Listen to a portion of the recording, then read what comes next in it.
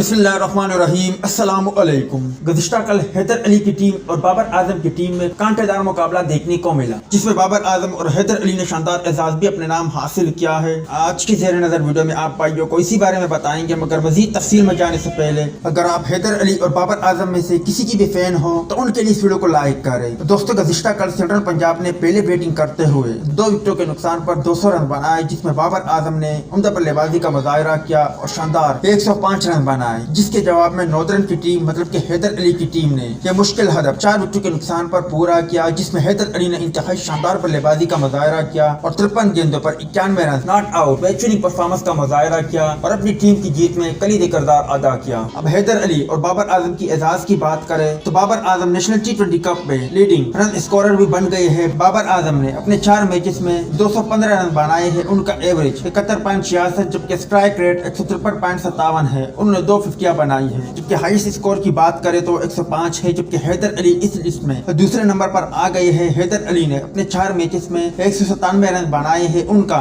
Average 98.50, जबकि strike rate 144.85 है। हैदर अली ने भी 2 50 बनाई है, उनका हाईएस्ट स्कोर 191 है। और अब तो शायकीन क्रिकेटर ये भी कह रहे हैं कि हैदर अली को ICC T20 वर्ल्ड कप के स्क्वाड में शामिल किया जाए, क्योंकि हैदर अली ने अपने तीसरे मैच में मैच विनिंग परफॉर्मेंस का मुजाहरा किया था और गुज़िश्ता कल के होने वाले मैच में भी उन्होंने मैच विनिंग परफॉर्मेंस का मुजाहरा किया और अपनी टीम की जीत में कलीदी किरदार अदा किया। उम्मीद है दोस्तों कि आप भी यही चाहते हो कि हैदर अली की T20 वर्ल्ड कप के स्क्वाड में वापसी हो जाए। मिलता है किसी नए वीडियो में, तब तक के लिए इजाजत दीजिए। अल्लाह हाफिज।